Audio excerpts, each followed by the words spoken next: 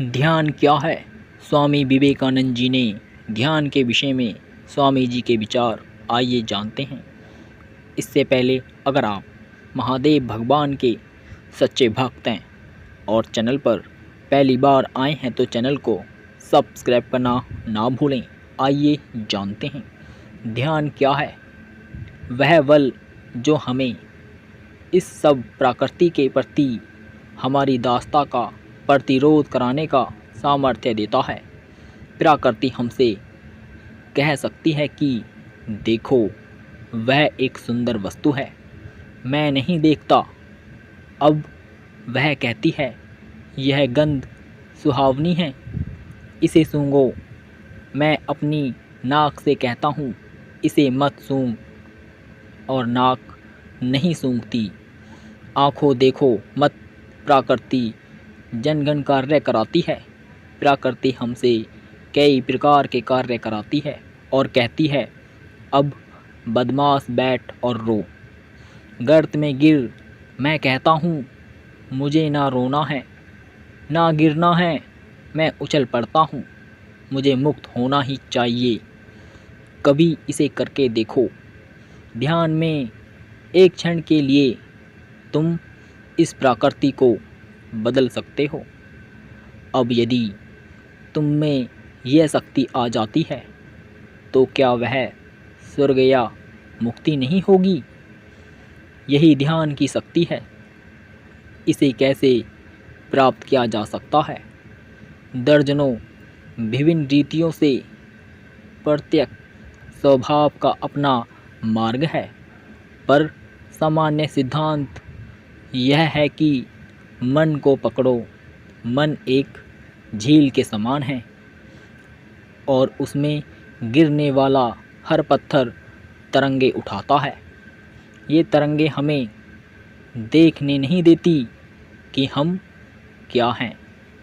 झील के पानी में पूर्ण चंद्रमा का प्रतिबिंब पड़ता है, यानी कि पानी में अगर आप देखोगे तो चंद्रमा का एक छाया दिखेगा, पर उसकी सतह इतनी आंदोलित है कि वह प्रतिबिंब हमें स्पष्ट रूप से दिखाई नहीं देती।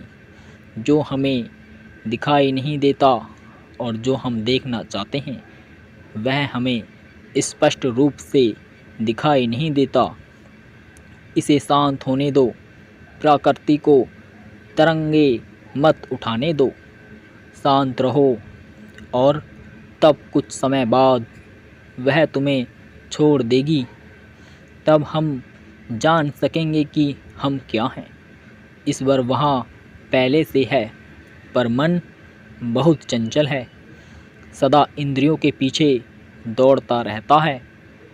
तुम इंद्रियों को रोकते हो और फिर भी वह बार बार भ्रमित होता है। अभी इस क्षण में सोचता हूँ कि मैं ठीक हूँ और मैं ईश्वर में ध्यान लगाऊंगा, लेकिन एक मिनट में मेरा मन लंदन पहुँच जाता है। यदि मैं उसे वहाँ से खींचता हूँ तो वह चाइना पहुँच जाता है और मेरा द्वार वहाँ अतीत में किए गए क्रियाकल्पों के बारे में सोचने लगता है। इन तरंगों को ध्यान की शक्ति से रोकना है। परम आनंद का द्वार आइए जानते हैं। ध्यान के द्वारा हम उस परम आनंद तक पहुंच सकते हैं। प्रार्थनाएं, अनुष्ठान और पूजा के अन्य रूप ध्यान की शिशुशाला मात्र हैं। तुम प्रार्थना करते हो, तुम कुछ अर्पित करते हो। एक सिद्धांत था, सभी बातों से मनुष्य का आध्यात्मिक बल बढ़ता है। कुछ विशेष शब्दों, पुष्पों, प्रतिमाओं, मंदिरों, ज्योतियों को घुमाने के सम्मान, अनुष्ठानों, आरतियों का उपयोग मन को उस अभिव्रत में लाता है, पर वह अभिव्रत तो सदा मनुष्य की आत्मा में है, कहीं बाहर नहीं। कहीं भार नहीं होता।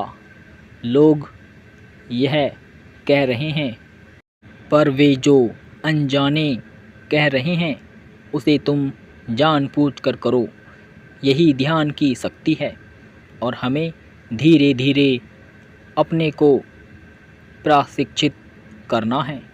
यह प्रश्न एक दिन का या वर्षों का और हो सकता है कि जन्मों का नहीं। चिंता मत करो, अभ्यास जारी रहना चाहिए। इच्छापूर्वक जानबूझकर अभ्यास जारी रखना चाहिए। हम उन वास्तविक संपदाओं को अनुभव करने लगेंगे, प्राप्त करने लगेंगे जिन्हें हमसे कोई नहीं ले सकता। वह संपत्ति जिसे कोई नहीं छीन सकता, नष्ट नहीं हो सकती। वह आनंद जिसे कोई दुख छू नहीं सकता। साधना की पद्धति क्या है, आइए जानते हैं। ब्रह्म मुहूर्त और गोधूली, इन दोनों समय में प्रकृति अपेक्षाकृत शांत भाव धारण करती है। इन दोनों समय में प्रकृति शांत हो जाती है। ये दो समय मन की स्थिति के लिए अनुकूल हैं। इस दौरान शरीर बहुत कुछ शांत भाव पत्र रहता है। इस दौरान शरीर हमारा बहुत शांत हो जाता है। इस समय साधना करने से प्रकृति हमारी काफ़ी सहायता करेगी। इसलिए इन्हीं दो समय में आप ध्यान साधना करना आवश्यक होता है। तुम में से जिनको सुविधा हो वे साधना के लिए स्वतंत्र कमरा रख सकें तो अच्छा होगा। इसे सोने के काम में न लाओ। बिना स्नान किए और शरीर मन को शुद्ध किए इस कमरे में प्रवेश न करो। इस कमरे में सदा पुष्प और हृदय को आनंद देने वाले चित्र रखो। सुबह और शाम वहाँ धूप और चंदन चूर्ण आदि जलाओ।